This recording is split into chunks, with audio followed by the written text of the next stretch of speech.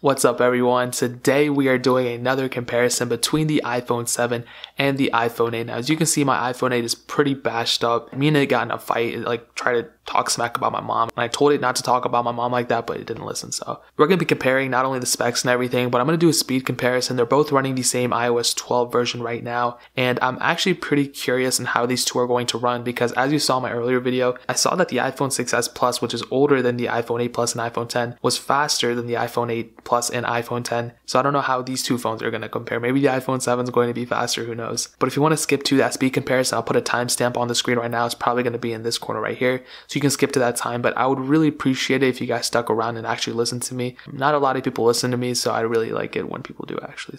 But starting off, these phones do feel pretty different in the hand.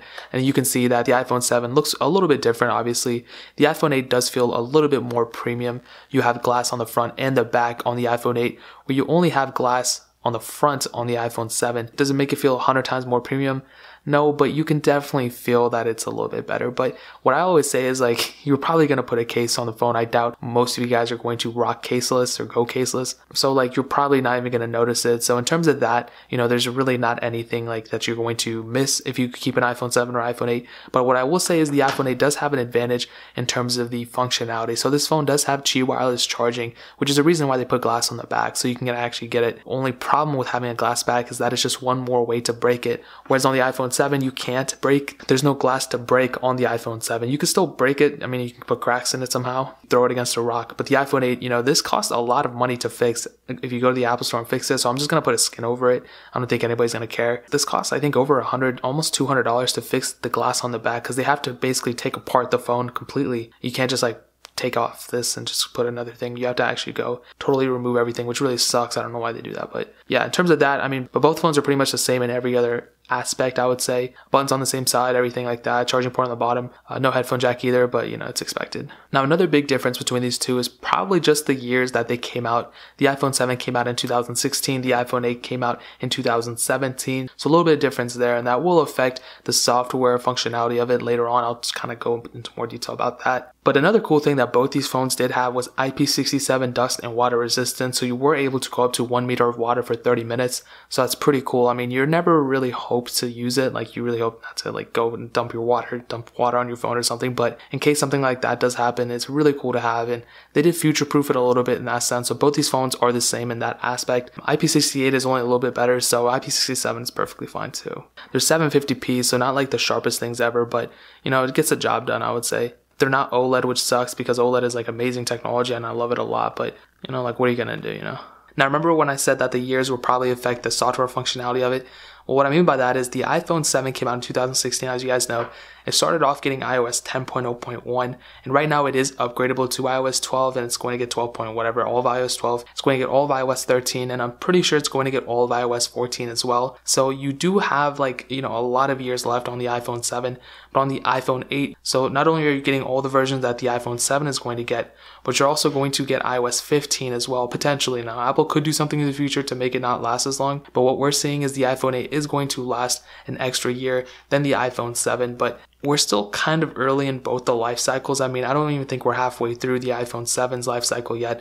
So you could technically still get an iPhone 8 and be good to go. You won't really run into too many problems or anything like that in terms of software. But you can still get an iPhone 7 even though it's a little bit older. You're still going to get a lot of years left on the iPhone 7 as well. So yes, the iPhone 8 is going to last you longer in terms of software. You're going to get more features and more software updates.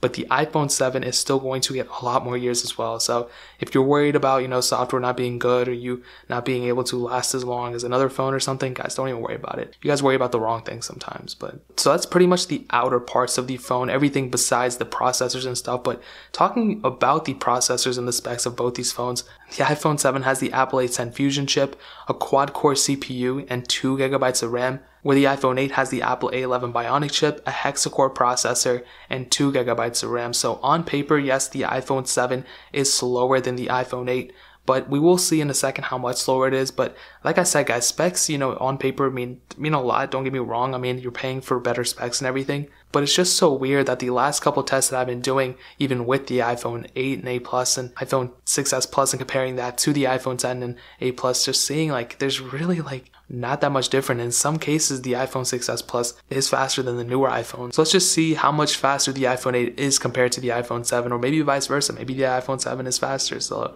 let's just get into it. So I pretty much have both the apps on both these phones, the same exact thing. I have some in this folder just to kind of even it out a little bit, but let's just go ahead and try our best to make it as accurate as possible. Let's do camera, 3, 2, 1. And okay, the iPhone 8 was a little bit faster there. And I've noticed with these tests that sometimes, these lower party apps, not the lower party apps, but these smaller apps like stock apps, you sometimes don't see that big of a difference between them. Sometimes you do, sometimes you don't. So you just kind of have to like wing it sometimes. 3, 2, 1. Okay, I think the iPhone 7 was a little bit faster there. That's kind of weird. Let's do maps, 3, 2, 1. Okay, iPhone 8 was definitely faster there. Let's do clock, 3, 2, 1. It's pretty much the same. Let's do weather, 3, 2, 1. Okay, iPhone 8 was faster there as well. Let's do notes, 3, 2, 1. Okay, iPhone 8 was faster there. Good. Making some good progress. Let's do stocks, 3, 2, 1. And it was pretty even on both. Maybe the iPhone 8 was a little bit faster. Let's do news, 3, 2, 1. And it was pretty much the same. Maybe the iPhone 8 was faster there too. Let's go ahead and do App Store, 3, 2, 1. And yeah, the iPhone 8 was way faster. Let's do iTunes Store, 3, 2, 1. Yeah, iPhone 8 is way faster. Just like jumps into the app, which is pretty cool. Let's go ahead and do the watch app, 3, 2, 1. Okay, the iPhone 7 was faster there. Not too sure what happened there. So I don't have these minor apps installed on here. It's okay though. It's not even that big of a deal. Pretty much these apps don't even open up that fast. Let's go do Temple Run though. 3, 2, 1. Okay, so you can see the iPhone 8 is loading up a little bit faster than the iPhone 7, thankfully. So as you can see, from most of the time, the iPhone 8 is opening up faster. And if you didn't see my iPhone 6s Plus and 8 Plus comparison that I did, and I keep referring back to that because that's just so mind-blowing to me that the iPhone 6s Plus was way faster. In this case, this is like what we should be saying, The iPhone 7 should be slower than the iPhone 8. Let's go ahead and do Real Racing 3, 3, 2, 1. Now in this case, the iPhone, as you can see, the iPhone 8 is just a little bit faster. It's going into the apps a little bit faster too. And I think the loading, yeah, as you can see, it went to the Game Center thing, and this is going to load up faster than this. I'll just tap on the screen for both of them. Okay, so this one's already in the game on the iPhone 8, and this one should be in the game shortly, so this one got into it after. So this is what you should be seeing, The iPhone 7 isn't completely 100% slower. Like, it's not like minutes behind, but it is noticeably slower for sure. The other comparisons I was doing, I don't know what was going on there. So let's go ahead and show the multi-core score. Now, the iPhone 8 is at 206,014. The iPhone 7 is 121,886. So quite a bit of difference there, As expected, it should be slower on the iPhone 7, but it doesn't seem like it's that much slower, but the score actually is smaller than what I was getting on my iPhone 6s. I'm not too sure what's going on there. The iPhone 7 is obviously supposed to be faster, but this is a good comparison. This is what we should be seeing between both these devices. We should be seeing the iPhone 8 being faster than the iPhone 7 most of the time. And yeah, that's pretty much it for the speed comparison. Now moving on to something else that I don't like talking about. The camera quality on both these phones is pretty good, I'll say. You do have 12 megapixels on both, and believe it or not, the front camera is also the same 7 megapixels. Now photos and everything are going to look good. You do not have portrait mode or anything like that on both these phones, so you can't really say one's better than the other here. But what I will say is that the iPhone 8 is definitely way more superior. You have technically twice the amount of video resolutions you can shoot in and shooting speeds than the iPhone 7. So you can shoot 4K on both phones, but you can shoot 4K at 60 frames per second on the iPhone 8, where you cannot do that on the iPhone 7. You can also shoot 1080p at 240 frames per second on the iPhone 8, where you can only shoot it at 120 frames per second on the iPhone 7. So quite a bit of difference there, I'll say. The iPhone 8 will definitely have the lead there in terms of just video quality and video speeds you can shoot at. So that is kind of future-proofing yourself a little bit. You're not completely, alienating yourself from problems or anything like that. But in terms of just raw video resolutions, the iPhone 8 will win. And the photo quality, like I said, like if you're in even decent lighting conditions, you're not going to notice that big of a difference. Yes, I will say the iPhone 8 is better just because it is supposed to be better, but they both have optical image stabilization. And overall, I'll say that yes, the iPhone 8 is probably better, but I'm not like a super into like photographer. I'm sure you can find ways that the iPhone 7 is better. So I will say, depending on your location, it is subjective.